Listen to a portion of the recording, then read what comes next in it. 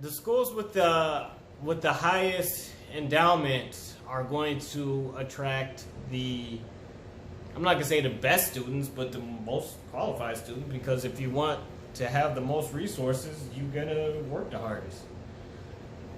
Not that the kids don't work hard at the HBCUs, they just don't have the money.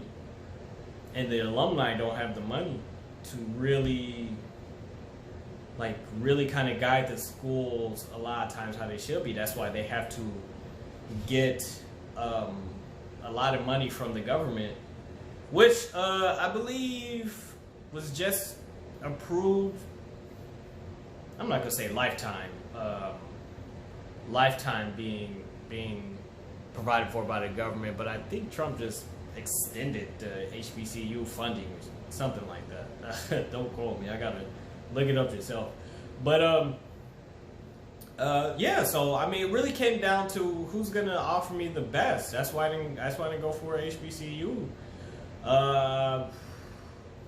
I think that if I were to ever teach, I would definitely want to teach at a HBCU, because I feel like schools like my school, for example, have enough qualified faculty that, you know, the students are going to get everything they need for my school.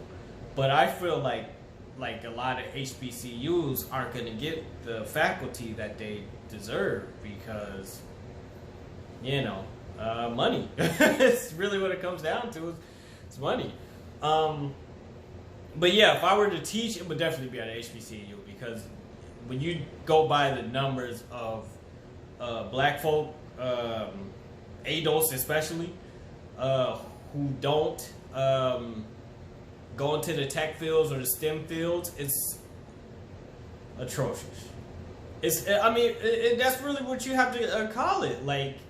But not only is it not the students who are not going into academia for STEM, science, technology, engineering, math, it's also the students that actually do, the adults that actually do graduate and get these STEM degrees are not getting hired anywhere close to the rate of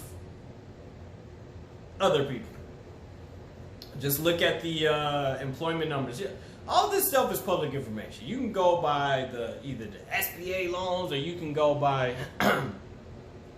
the unemployment office's number. I forget what the actual number is. Department of whatever. You can look up all these numbers and look up the rate of ADOs being employed at these tech companies, and it's, man, less than 2% maybe. It's really low. Again, it's really low. You gotta Google this stuff, because it's like really, it's bad. So not only is a very small percentage of ADOs going into the STEM fields to study, but they're also the very small percentage that do go into these fields, they're not getting hired at these firms. So we need our own businesses, our own tech businesses, to really start getting into these tech markets. But the good news is, you can get into your tech business in your living room, as I'm doing. Well, this is part of it. But you can get into that field in your living room. You just gotta have, the right technology. You can get a computer. You can start developing. You can start developing applications. You don't even need the degree for to become a programmer. So you can just gotta make sure my stuff look right. You know what I'm saying? But you can go I was just on just watching an Udemy course on C++. Cost me $15-16. This will basically get you into the interview or pass the interview for these software and engineering jobs. As someone who has, I wouldn't say I'm an industry veteran, but I've been in the the IT and software engineering, like development, DevOps game for going on 3 years now, and I can tell you, once you start getting them tech interviews, and you don't know how to do a reverse search of a binary tree, reverse search a binary tree. Just see the ad for that today, and I was just like, yeah, they're right. If you don't know how to do that, if you don't know how to create a linked list to test for input,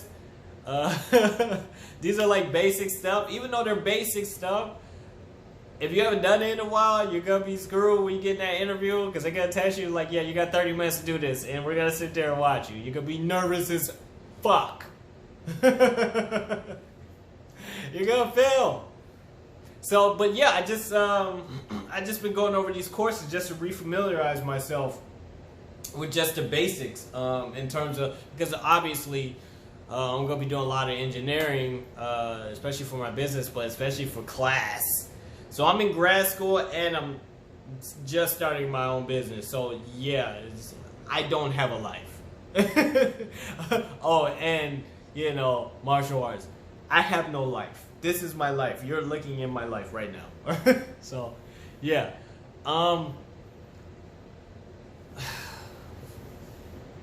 Learning these basic stuff goes back to what I was saying about HBCUs. Learning these basic stuff is very important, man, because when you graduate with a degree, you want to get into these fields, you want to get into those six-figure jobs, you need to know the basics, and they're going to test you.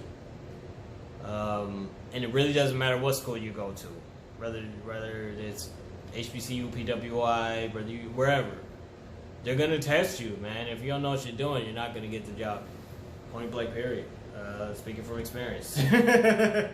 So, yeah, man. I would say that was. Oh, one more reason. I don't want to completely get off the HBCU topic. But it's also networking as well. You should be networking at whatever school you go to, whatever format it is. You should be networking. But I just feel like a lot of times the HBCUs, although you can network well, I don't think they really sell themselves as being experts, highly qualified experts in their field. I feel like a lot of times HBCUs sell you on the history and the legacy of the school and what it means to black folk, but not necessarily is this person the most competitive person, graduate that we put out here with our stamp of approval. Again, HBCUs are very important, but let's keep it real. If a person comes up and he has a Harvard on his resume and he's going for a job against a person who has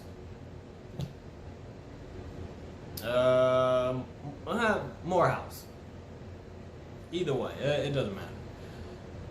The person with Harvard is going to get looked at first. I mean, of course, again, Harvard is the extreme example, but you get the point. Like, and that's why I think that HBCUs, I don't know if they're not doing it now. I'm sure they've gotten a lot better at it, but they need to be advertising, like, you know, those people who've come from these programs and not only have gotten jobs, but have created businesses, especially in STEM. Because when you think of STEM, you don't think of Howard. And I know, because I looked at Howard's engineering department. It's pretty good. It's up there. University of Chicago has one that's not HBCU, but that's a good one. Obviously, MIT, Stanford. University of Miami. Oh, God. It's not Duke. It's the other one. Virginia Tech. Yeah, great. I mean, these people have these programs, these engineering programs are top notch, man. I mean, and these aren't even Ivy League schools I just named. So, I mean, you got to be up there. You got to be up there in that top rankings. And I ain't talking about the U.S. News or Business Week. I'm talking about just what people know, word of mouth. Nah, Howard, nah, them is the best graduates out of the United States, and they black. Yep. You need to think of the HBCUs the way we think of Cuba's health care industry, if it even has a healthcare. Like people know, like Cubans are known. It's actually very well known for their medical care. It's actually top notch. I can't speak for the rest of how the rest of the country is work, but they're known for their healthcare. All right, that's what HBCUs need to be like heading towards. They need to be like, nah, we the best. You know what I mean? Nah, we ain't got as much money as Harvard, but we the best. You know what I mean? They just got the money. That's how you gotta be. That's how you gotta be. So that's my thing. That's my rant. That's why I didn't go to an HBCU. But that's also why, if I ever got the opportunity, I would teach at an HBCU, and I encourage people to go to an HBCU. But I also encourage people to go for your best choice, whichever your best choice is, whichever is best for you. You want to go to HBCU, go to HBCU. If you don't, go for what's best for you. But thanks.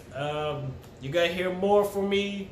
You follow me on my journey. You're gonna see once I start really getting things popping.